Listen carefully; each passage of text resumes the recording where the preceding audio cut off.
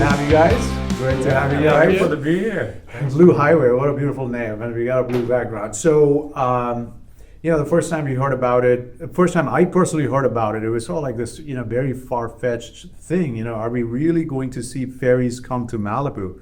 And then the other day, I saw this little piece on CNN, which was beautifully done, by the way. And then you guys went up and spoke at council. It looks like, well, it's here.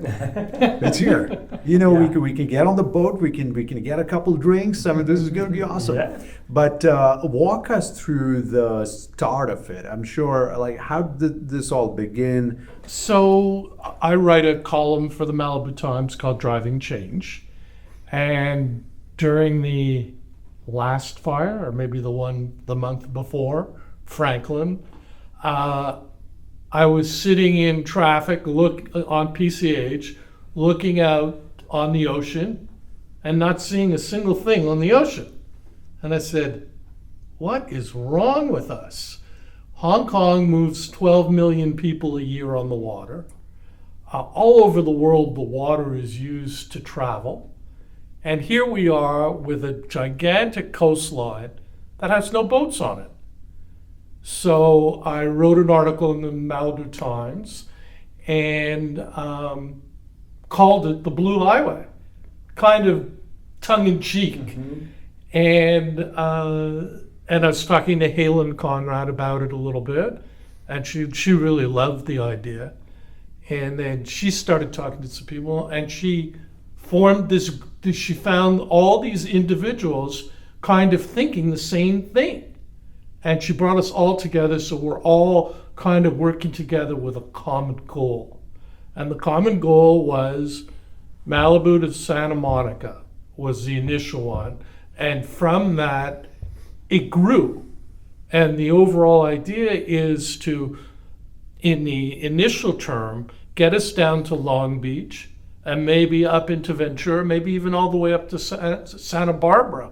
And all of a sudden you have a whole section that could alleviate the congestion on PCH. If we eliminated 20 to 30% congestion, it would open up PCH. But I'm coming from it from a position of, if we eliminated that much congestion, how many deaths would we eliminate on PCH by doing this? So do you think, so in what you shared sort of jumped out right away, is that this is not something, this has been years and years in the making. This is fairly recent. You had an idea, let's try to make it reality, and it seems like we have come a long way in a very short time. That's right. And the second thing that I'm hearing is that it's not so much of a touristy thing, although that can be the case too, but you're really talking about bringing in a utility function here for the commuter. So we could go from South Orange County all the way up to Malibu, or from Malibu all the way up to Ventura, and not have to drive. You're exactly right, Dave. I would say there are three reasons why we're where we're at today. The first is precedent. This has been done before, so I want to make sure everybody's aware of that. In Malibu? Yeah, I'm going to talk about it in just a moment. Yeah. Number two is, and you guys know this being part of the rebuild community, this is a unique moment. There are significant drivers that did not exist maybe even 6 months ago, a year ago. So we'll talk about that. And then the third reason we're here today in this moment is because of this unique coalition. This is a community-led effort. And I think that's what part of the surprise. And the reason we went before the City Council on September 8th was to make sure the community understand that, hey, this is real. And it's in the same way you guys are driving the Malibu Rebuild Task Force, we're driving the peer-to-peer initiative. And peer-to-peer is a public-private partnership that is attracting investors. And I'll talk a little bit about that in a bit. But let me go back to the precedent, the fact that this has been done before. Mm-hmm. So 1979, there was a ferry that ran for 10 days, okay? Interestingly enough, it was run by Caltrans in partnership with a company in Long Beach. So they brought the boats. The reason why, and this is what I find so interesting, the reason why we had ferry service in 1979 is because there was a massive landslide that shut down PCH. And the community was cut off Does this sound familiar? Absolutely. So, And where did they? I mean, it was to the pier, or where yeah, the boats to the went? Malibu Pier. To the I Malibu went to Pier. Santa Monica, and interesting, they were serving the community, and specifically it was for commuters. At the time, there were a lot more commuters to Santa Monica and that area. So Caltrans found a boat somewhere. Yeah, no, I added my notes here. It was a marine company in Long Beach Okay. that provided the boats. The name of the boat was the Shirley Ann, which I find kind of humorous. Who is Shirley Ann? But the point I'm trying to make is that we have the precedent and we've learned lessons. So at the time, the trip from Malibu to Santa Monica by that ferry boat was 45 to 50 minutes. That's too long, right? So when we started this at the beginning of the year, when I spoke with the city council here in Malibu, one of the first questions was, how fast is the boat going to run? Can you get there in about the same amount of time as it would take to drive? To drive, yeah. And the answer is you can today. So that's a difference from 1979 to today. What happened this time is, as I said, there are these significant drivers right now. First and foremost, what's being proposed in the peer-to-peer project and bringing a water ferry service here is emergency evacuation support. We've had it now twice in the last decade where our community has been cut off. You go back to the Woolsey fire, remember what happened then? We had Western Malibu was cut off, and what was it that you guys remember? The Point Doom bombers, right? There's that, and there's a whole podcast, the Sandcastle thing, around that story. But that entire community was cut off. I mean, of course, Malibu figured out a way to make it work, but we shouldn't, in the 21st century, have to deal with that, right? We should understand that our transportation has a backup corridor, right? And so that's and then most recently this year, Pacific Coast Highway shut down, and the suffering is real. So not only for the residents and the families of Malibu, but our businesses.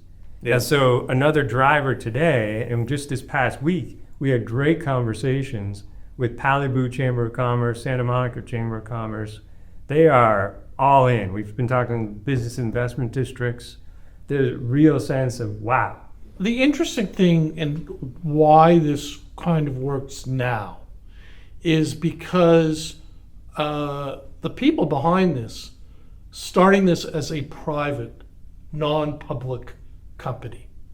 So it's not government, you got to pay me. Mm-hmm. They're going, we're doing it.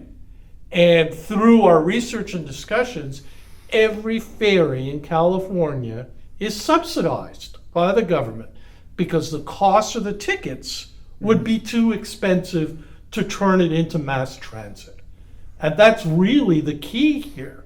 And if you add to that, okay, there's all the issues with Malibu. But if you step outside of Malibu for a second and look at it in the grander scheme of things, you have three major global events coming to Los Angeles. That's another driver. World Cup next year, Super Bowl the following year, and the granddaddy of them all, the Olympics. Correct. There will be a tremendous influx of tourists. So all of a sudden, not only does it become a commuter thing, it's a way of going, hey, why don't I go up to Malibu? I've always heard about it. It's a worldwide brand. Why don't we go up for dinner? And if we can put the second part of this together in the sense shuttles, parking, so that people can come here, park their car, get on the boat, go into town, transition to mass transit, and guess what? All of a sudden, we're in the 21st century, everything's working. I've sat down with the Secretary of Transportation. I was at a conference where I was a keynote speaker, Lifesavers Conference, which is all about traffic professionals, and Tokso Mishaken was the speaker before me. So I took that opportunity when I found that out and asked if I could end up having a 15-minute, half-hour conversation with him. And his team put that together. We ended up talking for an hour. And in that conversation, I brought up the Blue Highway. And he turned to his associate and said, why aren't we doing anything on the water? And she said, I don't know. And that's what started. I've spoken to transport people, Caltrans, everyone about this idea. And we just have to open our eyes and look at opportunity, not, oh, it's never been done before, oh, we can't do this, oh, you're going to fail, everyone's failed before you. That's not how you go forward in life. You go forward in life by, okay, we made that mistake, let's not repeat it. So we're in the process right now. Where we were basically waiting for a couple things to happen. But if tomorrow morning all those pieces fell into place, 60 days from then? That's right. So we have, right now, where we are in the process is for phase one, we have our eye on getting a boat in the water before the end of this year to run weekend service. And right now, the way that it's evolved, so initially the focus was on Malibu to Marina Del Rey. Now it's Malibu to Long Beach. The Long Beach piece is really interesting because as this all started to unfold, we learned that Long Beach had an interest in extending, there is ferry service, as you guys probably know, Catalina Express, et cetera, in that area. But they wanted to start to extend it in time for LA 2028, as Michel said. And so one thing led to another, we connected the dots, and now it's Malibu to Long Beach to start. And, we'll get into this maybe in a little bit, but in terms of what challenges, obstacles that we had, make sure that we reinforce the pier and develop the pier. I mean, there's a whole, So there are But I say- improvement ideas, but technically, But I've never, But I've never technically- really looked, but Yeah. they have steps down and all that stuff, so the ferry comes. Technically, it's ready to go. And I say this in partnership with California State Parks, who owns the pier, right? We've had engineers out on the pier. We're consulting closely with Jefferson Wagner, whom you guys know. He knows it inside and out. So, I mean, I say that with high confidence that the Malibu Pier is ready to go, we expect it to. Is there a particular company that wants to start, or would it be multiple companies? Two. There are two global vessel operators. I unfortunately can't tell you exactly who they are right now because we're in MOUs and contracts, and you guys understand all that. So there's some confidence. And when it goes live, you are expecting the subsidies to take into effect? We're hoping.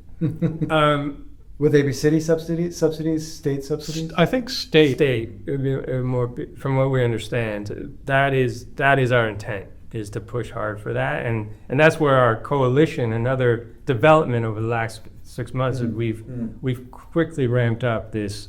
We call it the Southern California Transportation Coalition, because really going back to the story just for a moment, the way this sort of evolved. So I need to mention that Patricia, Keeney, Maischoss is really a leader who deserves a lot of the credit for where we are today. Patricia is the one who founded the peer-to-peer organization. That was the vehicle that allowed us to all. And that organization has participation from how many different beach? Well, so it has a pretty strong board membership with, for example, 2 former Heal the Bay board members, one of whom is an environmental attorney, which is really critical from our point of view because that's we're keeping in mind certain sort of principles, or if you will. One is ensuring that this solution is environmentally sustainable, that whatever is rolled out is going to meet those standards, CARB compliant, for example. And the surfer community is also really important from our point of view. First of all, being from Malibu, right? Yeah. Making sure that we're staying connected with them, considering what their concerns are. Being around the pier first, just out of respect. So you got to make sure. What we're hearing is we're pleasantly surprised. They are excited. There's a lot of enthusiasm. I mean, of course, questions. Yeah. Right. Yeah. But just as a starting point, the boat would dock on the east side of the pier, so Away from the surface. So right away, you're away from the surf breaks. other than that, there's going to be a logistical situation. Yeah. The commuters that get off in Santa Monica need to go somewhere, and what comes to mind is the Waymo service, for example. Have you thought of that, integrating that Oh, in some yeah. way? That- Yeah, I mean, the idea is to make it as user-friendly as possible. So Waymo, Uber, all the aspects that make life easy get easily connected into this. Because, I mean, the final straw is that it's got to be organic in the sense that it doesn't become complicated because I'm taking a ferry. It becomes second nature. It's like, should we take the highway or should we take the ferry? Not, oh, do I really want to take the ferry? Oh, it only comes this, it only And comes just that. the thought of being on a boat for 30, 45 minutes, maybe even, but being able to get some work squared away already. Little Starlink coming in, you know. Exactly, and then taking another 10, 15 minutes drive in a Right, because Waymo, after the for first example. 5 rides, I mean, it'll stop sort of, it'll stop the enjoyment part of Right. it. Will, It becomes- it becomes more utility at that point. Well, that's what it's all about at the end of the day. It's got to be second nature.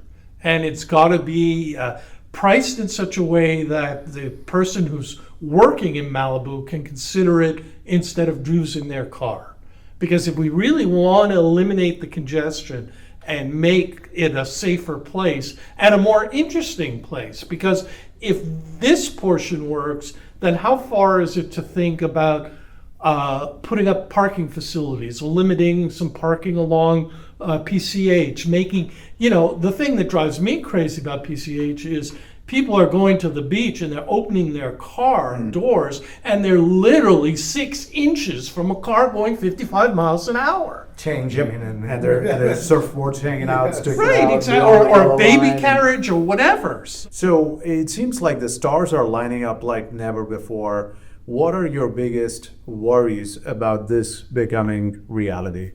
My concerns are I'm trying to play the chess game of 2-3 moves ahead. Who might be against this, or what Who is against it? what forces might not want this, right? Well, Go- could I, yeah, yeah. could I throw it in there? Yeah. Because this hadn't occurred to me, but the idea of increased tourism would not be something that would be desired. So something like this could bring increased tourism. Of course, I see the advantages of increased tourism, as I think a lot of people do. It's here anyway. If you can get some of our weekend tourists to not be on the road, not have to worry about parking, take a ferry in, take a ferry out, nice and clean, I see the benefits of that. But I do see the argument coming that this is inviting more tourists, beyond our capacity. So PCH has been a nightmare since the fire, right? I mean, it's obvious. And it's very interesting in the sense that as it's slowly opening up and the speeds are being raised, a lot of people are still kind of driving slow about it. If we are back to normal on a weekend, you're talking 400,000 to 600,000 people coming to Malibu on the weekend, times X, Y, Z. Just think about that for a second. That's a huge amount of cars, a huge amount of people. Imagine if we could take 20% of it away, and then they're on the water. And I think that's the driving force of this, is that we're all trying to figure out a way to make PCH better and life more sustainable. And to the people that go, it'll be too much tourists. Well, why don't you ask all the shop owners what they were saying in February and March when nobody was coming here? Your present projections from Malibu to Long Beach is how long of a? Malibu to Long Beach, oh. Isn't that the first sort of embodiment? The projections are 20. Again, depends on conditions, but 20 to 30 minutes to Santa Monica, and then Santa Monica to Long Beach, I believe, is somewhere between 40 and 50 minutes. I think that will be appealing to weekend tourists because it'll take you 30 minutes at the, at 4 o'clock on a Saturday to get to Santa Monica. It's bumper to bumper, You're being Somebody- kind. Yeah, right. I think that aside, it's just going to be a spectacular ride, right? I mean, you're just going to be Oh, come on, it's riding gorgeous. around along the most beautiful coastline in the world. I mean, I think you are going to have people get on the ferry just to get on the ferry, Right. Not even to have to come to Malibu, and then they'll show up in Malibu and they'll Souvenir shop a little Yeah. bit, walk around, and then Right. leave. And think of it like you're a tourist going to a different city. And part of that tour, like New York City, taking the Staten Island ferry around the island type of thing. That's what you're offering here. We attract, the estimates are 15 million visitors Yeah. a year. Right now, probably not that many because of what we're going through. We're going to continue to attract 15 million. We're probably going to have more because of international events that are upcoming: World Cup, Super Bowl, Olympics. The issue we have is we don't have the transportation infrastructure. And so one of my counters is, okay, we've now been through these major catastrophes. In each one, we've learned that our systems are failing us, our large-scale system. Whether it's fire resiliency, that system failed, right? It's failed a couple of times, spectacularly in a lot of our opinions. The emergency alert system, that failed, right? These are large-scale, complicated systems that we in Malibu can no longer assume others are going to take responsibility for. My argument, our argument is the transportation system for Malibu is failing. Pacific Coast Highway is our primary corridor. We've already talked about the examples. It keeps breaking down. And is there? By the way, one go that ahead. point, the PCH master plan is not the solution. We're not going It's to not. wait. We're not going to wait 30 years for PCH to be transformed. And is there a case to be made that the economic development that this can potentially bring, like let's just say you get additional 1,000 tourists visiting on a Saturday every weekend of the year, the economic development is going to be revenue generating that can feed into some of these other infrastructural projects that we don't have the money or the resources for right now. I mean, we're running our coffers dry as we speak. And this could be a revenue source. Is there any sort of projections as to what that could look like even? So, you bring up an interesting point because, what I was going to say, the economic growth from tourism, why are we a city? What purposes do we serve as a city? We farm out our fire, we farm out our police, our beaches are controlled by one state agency, our roads are controlled by another state agency, et cetera, et cetera. The city survives on revenue from the sale of houses, revenue from the stores, and revenue from people coming to visit. So at the end of the day, if we're bringing in another 1,000 people, we're bringing money into the city that will allow us to create resources within our city that will help us grow. And that's the way I look at it. Anyone who argues with me, that's the truth of the matter is we have to figure out a way to be sustainable.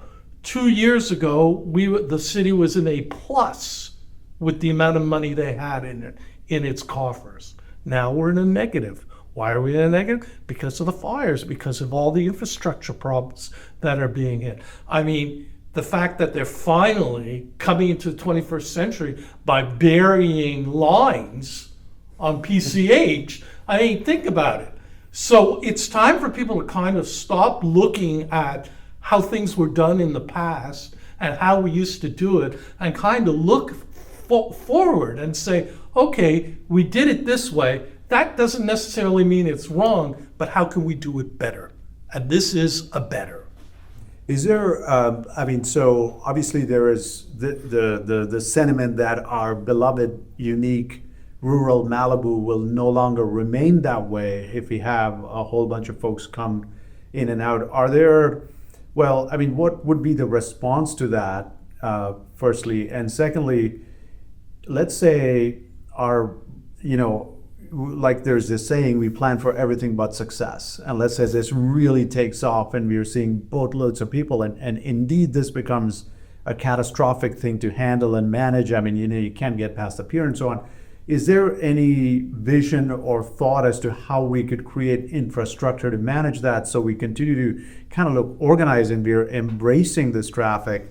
It kind of reminds me of May Ringe, if you will, That's because exactly what I was thinking. Well, you go ahead, Dan. Well, think no, back. I was just like, if your fear is tourism, Right. you try to shut down PCH like May Range did. Right. Well, it's like at a certain point, Remind the audience. it's that- A, illegal, and B, not even advisable. Is that really what you want? I think I think tourism is obviously can be a healthy component, an essential component Right. of your city. So this seems to me a way to do it better. We're not going to stop the people coming in on the weekends. We're never going to stop it. That's right. So That's right. In fact, we need to kind of find a way to increase capacity, or the problems on PCH are just going to continue to get worse. And it's a non-starter. You're to look at this and say that because of all this other stuff, you're going to ruin our rural nature.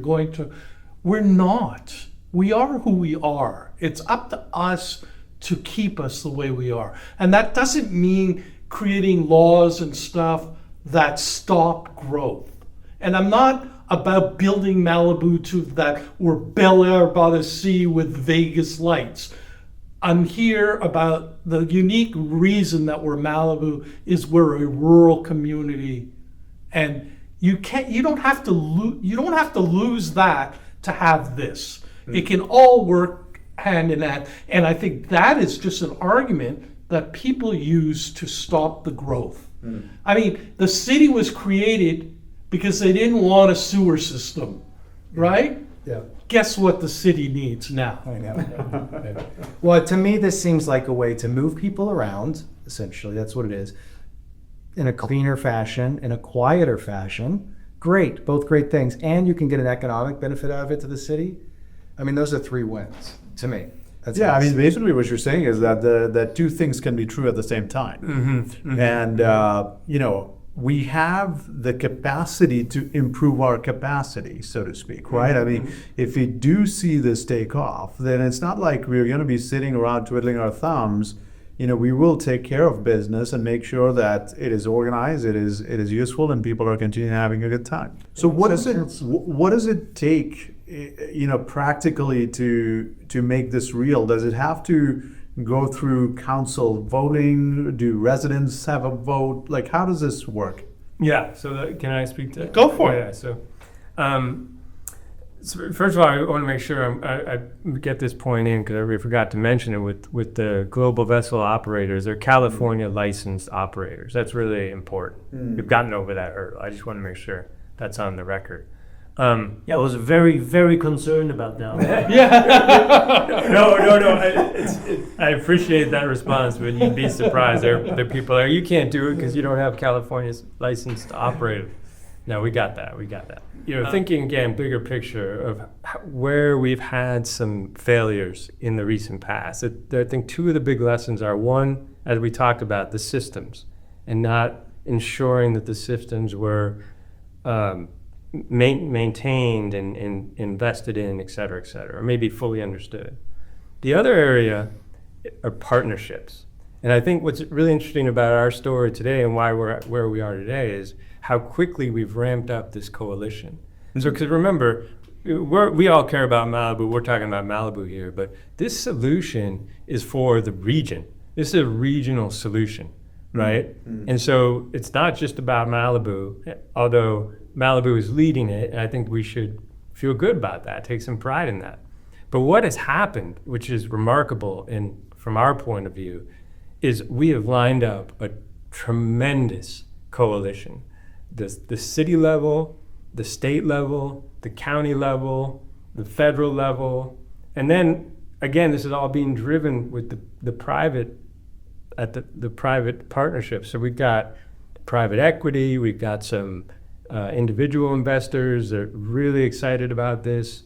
We've got the global vessel operators. It's a pretty sophisticated business that Patricia and others are putting together here. Those partnerships are critical in terms of ensuring that so like, for example, we've talked to the Coastal Commission, just as that's an obvious one you'd probably think about. They're 100% behind us. They've already asked us to think through what are the landings down the road after you get through phase one. What are the physical changes you're going to need? Let's start having those conversations so we can make sure we're ahead of it for you. And I'm guessing the private equity guys are interested because they ran some numbers and it could be a lucrative proposition for them. Yeah. No, they want to Yeah, lose money, but and no, that's why they They're throw going money to sell into it. so many snacks on those boats. It's going to be insane. And they're very cheap at $50 a pop. Yeah, but just to be clear, Every time I get a it's beer not- at Dodger Stadium, man, I mean. It's not and that's not just because Malibu. We're talking about Right. these piers, harbors, docks, landings all along the coast. I think that's what makes this attractive. That's what makes it different from those examples that we've talked about from the past. There's another element in terms of the potential in this expanding, which is the potential for grants or on the public side, attracting some of that investment money. So for example, LA 2028, I haven't even had a chance to tell you this, but we did finally connect with the LA 2028 planning committee, organizing committee, and they're just at the point where they're really thinking about where are we going to invest the infrastructure money for transportation. They have to start with the games themselves, where are we hosting, how are athletes going to get around, this and that. Yeah. But fortunately, through our partnership with LA Metro, the Supervisor Hahn, Supervisor Horvath, and others, we made that connection, and now they're thinking, this is real. So maybe we can connect the dots, and we can attract some of that investment as well. I mean, it sounds fascinating, and that's sort of the vision of Malibu, the way you guys articulated it, just sounds incredible. What are are there things that could derail this? Yeah, I mean, like I said, I'm up at night at times with that concern. With what? What do you know, what keeps like- you up at night? Let's just talk about what we've been through recently, getting over the hurdle in Santa Monica, for example, right? So you just had that one pier, and like I said, the good news is we believe that we've gotten over some of the concerns there. Like, it comes down to something where you have an existing pier, you have a landing location, but it's not as easy as you could just bring a boat in there. You got to make sure, in this case, the evacuation chute needs to be upgraded. I see. And so you think, oh, okay, well, that's simple. We'll get the funding. So who's going to pay for that? Well, in our case, we've got private investors willing to do it if we'll do it on a short time frame, right? If the city were to take it over, it becomes much more expensive. It would also take much longer. And in this case, there were some within the city who were considering blocking that project because it's a pet project. So it's like this really nuanced complication. But whatever might slow it down or stop it, my point is, if you take the Santa Monica Pier out of the route, that could have a dramatic effect. Potentially. So Santa Monica is critical. We've got to have them play ball. That's our opinion, and from what we understand and lessons learned, that it's you've got to have Santa Monica. Yeah, you can't ask people to be going above 45 minutes to be dropped off somewhere that's inefficient. Even if the drop-off is marine, it's inefficient. People will use it for the benefit. It's also just strategic. I mean, the geographic location, the infrastructure they already have in place, right? So, and that's the piece that we've layered on here pretty quickly, which was, so we started with, okay, you want to run a ferry service, and how is that going to work?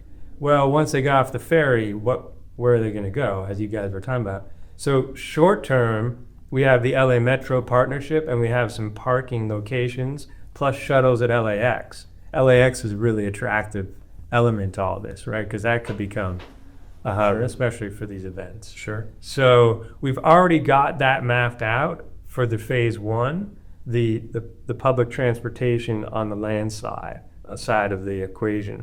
And so then you want to layer in kind of what does this multimodal system look like? Because the one other point I just want to make here, I'd be curious if you guys had some thoughts, is I believe, and we really haven't had a chance from the Blue Highway peer-to-peer coalition perspective to talk about technology. Right. And if we're going to introduce this new transportation system, they'd be thinking ahead 3-5 years. What are some of the technological components that we want to make sure are integrated? Right. So The AI boat. Who said you need a pilot? Well, It gives you way more boat. if I may be serious for a moment, so one example potentially, if we had the right partner, this is again where we got to keep trying to attract the right partnerships. But with the right partner, we might be able to have an AI agent element to the whole experience. So for example, let me give you the vision. So you're on the boat, you're coming to your landing spot. Let's say you go to Marina del Rey or San Pedro. As you're approaching, your AI agent does the work for you. It downloads all the apps in the area that, based on your profile, your interest. So by the time you hit the dock and you get off the boat, you already know what's happening, what restaurants have tables available, what events are going on, etc. That's brilliant. Yeah. But that would be, that would be done by your AI agent. But we could have potentially a Blue Highway AI agent, right, integrated into this whole system. And that's just a simple example, but my point is we have to attract the right partners to get that kind of investment into, which could happen relatively quickly. And once you get over the logistical hurdles of setting this up, I mean, thinking about that consumer experience. That's right. It's pretty exciting. Exactly. That's where the fun, a lot of the That's fun right. probably is. But then there's like autonomous vehicles, right? So you had mentioned Waymo earlier, right? Like, let's make sure that some of the points, maybe not in Malibu. Wavemo. Yeah. That's the boat. There you go. Maybe one of the locations. Can we Maybe one of incorporate the the locations has autonomous shuttle buses as a starting point, right? Maybe that. So anyway, And what to my about point. opening up? I think we could have a technology. Sorry, I didn't mean to overtalk. What about opening up Pacific Palisades? What about putting a dock there? So that there you have a whole population that now has access to go either north or south. Well, and going north. Point Doom. There's a pier already at Paradise Cove Paradise Cove is that is a you location. just need to fix We're it. talking about Paradise Cove as a location. That's great. Yeah. I mean, there's so much available, but you have to have a starting point. And Yeah. what we're saying is, here's your starting point. So phase one starting point would be weekend service before the end of the year. Phase two, by Memorial Day, get daily service. And then the idea is for phase three, we would be in position to capture lessons learned during the World Cup and build from there. That's sort of the I think this is shape. incredible. I mean, look, our city has just been through so much, even before the fires, everything that's been going on, the PCH, and then, we had the Woolsey, the Palicar, the Franklin, so on and so forth. It just seems like it's an endless, sort of set of negative things. And this is something that just gives you something to look forward to. This is a vision for the future as we rebuild, infrastructurally in all these homes that we have to get back on track. It just seems incredible. There is. I like thinking about stuff like that. I like thinking about the future of Malibu once we get past all the rebuilding. But they talk about putting in an arts center, what to do with these community-owned lands. I think there are a lot of things to be excited about, and I would throw this in with that thought. Wow, that means a lot. And I know you guys want to, as we wrap up here, talk about some of what's gone on with the rebuilds. It's been an eventful week. Danny, if you want to lead it off, I mean, we had a good meeting on Monday, right? Was that Monday when we had the meeting with City? With City, maybe we close this out with that. But I think it was really nice to sit in the room with the city manager, with Yolanda, community development director, most of the zone captains, and Abe. You've an architect crash the party. But They always we've said this before, and you've been on the inside, so I think you really know it to be true, but I felt progress being made. I heard that there were internal goals, which is the first time I heard that. You know, sometimes as from the outside, it can feel like the city, sure they care, but you know, is there pressure on? Do they feel the urgency to rebuild quickly? And they do. That was clear. They want to move faster. They want to move faster than they have been doing.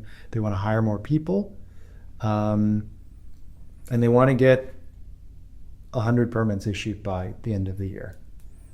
Now that's. I mean, I think that's ambitious. Look, I mean, our scorecard isn't great, right? And everybody knows that, but our issues also aren't trivial. I mean, there's just so much that we are dealing with. In fact, a couple of us had a conversation earlier this week with the head guy of Los Angeles. He's the chief of Los Angeles building. And, you know, his point was that look, I mean, you guys keep looking at, you know, what LA is doing and what Malibu is doing and so on and so forth, but it's really not a fair comparison because you're dealing with a coastline, you're dealing with septic systems, you're dealing with this, that, and the other. But a couple of things I would say were helpful from that conversation as well. I mean, of course, I concur with Danny's view on the meeting that we had with the city staff. But the conversation that we had with the chief of LA was, you know, their view to all of this, and I think we are just about getting around to that, right? I mean, we are just starting to feel that their view to all this is we are trying to build homes, which we have done for hundreds of years. We are not trying to land people in Mars. You know, let's not overcomplicate this thing. And I think we are starting to get that sentiment in, is that, listen, I mean, you know, one of the things that LA has now, of course, they have the luxury of doing it because this guy oversees 250 engineers. Well, we have a couple of engineers here, right? I mean, we are a speedboat and they're a luxury liner. But, you know, they have had the luxury of having their most experienced reviewers look at the plans. Now, what does that do? A, it makes it faster because these guys know what they're looking for. But B, more importantly, they're not picking on the little stuff. Right, because they know that, okay, you know, they can sort of visualize the topography. They have a fast lane just like we do. We have a quote unquote fast lane. He put his most experienced engineers in that lane. And one of the reasons, to your point, that they're able to go faster is they have the institutional knowledge and confidence to know what to pass, how to quickly pass those things. In his own words, he said building a house is easy. He wasn't being flippant either. He was saying this is not a mountain to climb. We know how to do it. And I will say, he was right to point out that only a portion of their rebuilds are in geologically sensitive areas. He said probably 20% in the Palisades fit that criteria, which is similar to Malibu topography, geology, things like that. But he said there's actually no timeline difference between processing those houses and everything else on a flat parcel. And can I say what the timelines he gave was? Yeah, no, please. Somebody submits, every single department views the plans immediately, concurrently. Each department has 5 days to clear, to pass that house. In building and safety, they have 7 days to turn around corrections. Now, it goes back to the homeowner at that point, and he did say those geologically sensitive parcels would probably have more work to do, engineering, testing, that kind of stuff.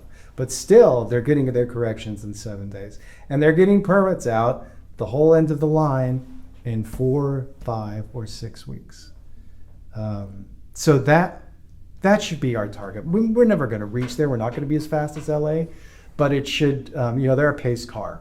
And let's try to, let's So try is to that stick with 5 plus 7 or 5 and So 2? the initial, right, Abe, I have this right. It's Yeah. the 5 for like all the different departments, zoning, and, Right.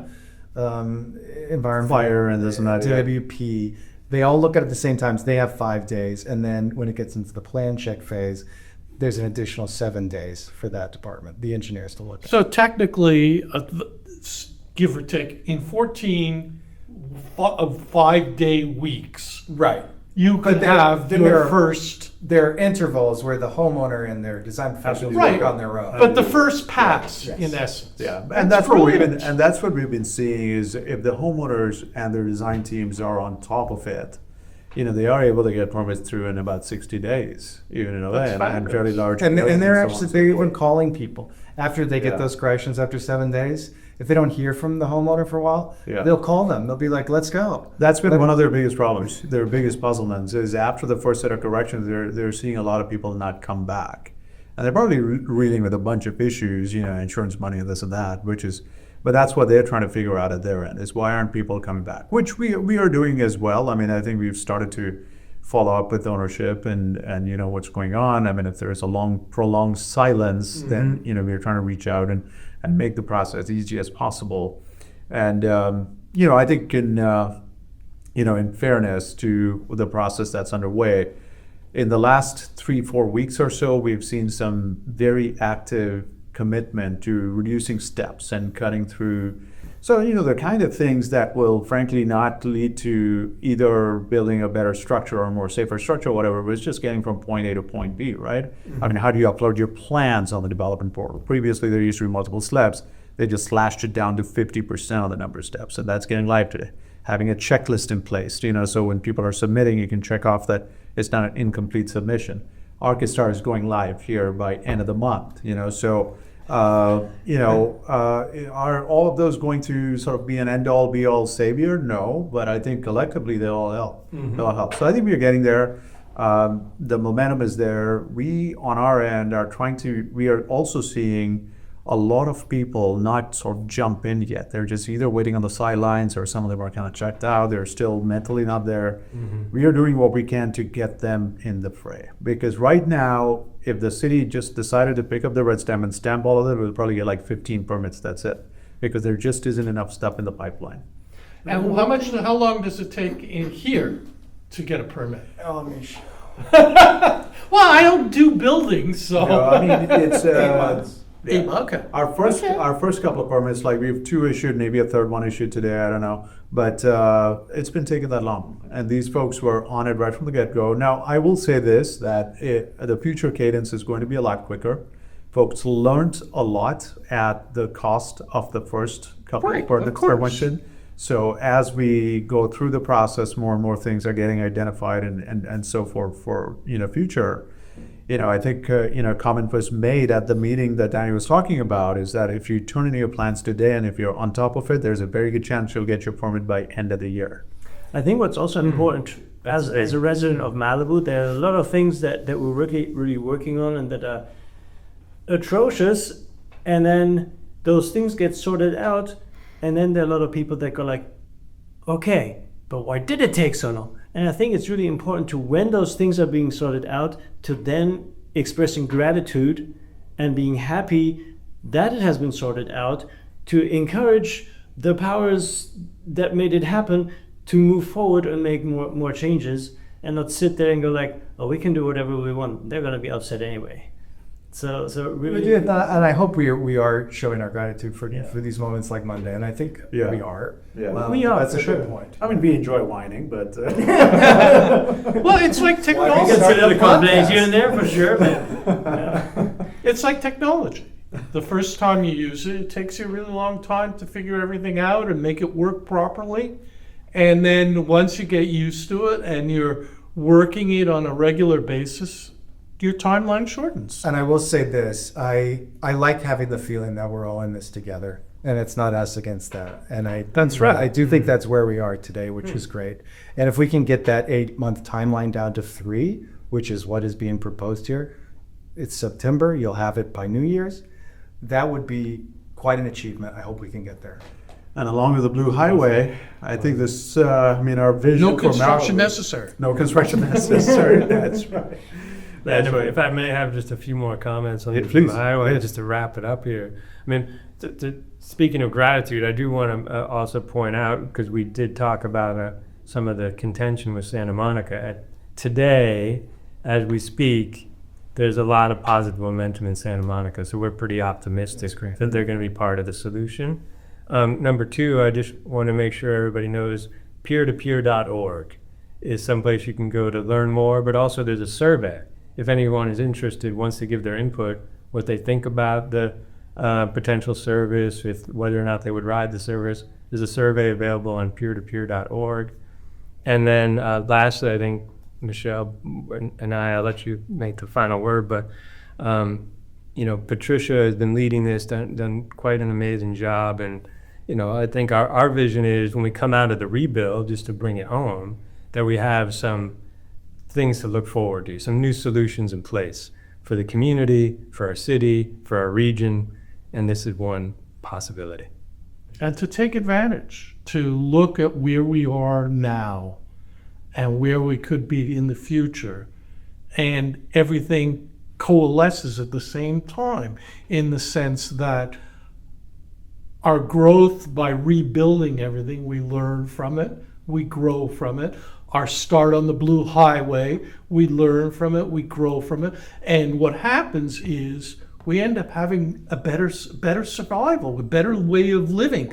And we cannot forget. I mean, in my mind, I equate it to the time when the British soldiers were stuck at Dunkirk and everyone jumped into their boats to rescue everyone. And that's how we have to look at PCH. When PCH goes down and the waterways being used, come out and help. And if we've got the infrastructure, people will. Beautifully said. Beautifully said. What a vision it's going to be with the coastline completely built out and this beautiful Right. boat sailing past. The boats. The Because there will boats, be that's right. multiple, right? Well, thank you guys. Thank you. Thank you. Really appreciate the opportunity. Pleasure.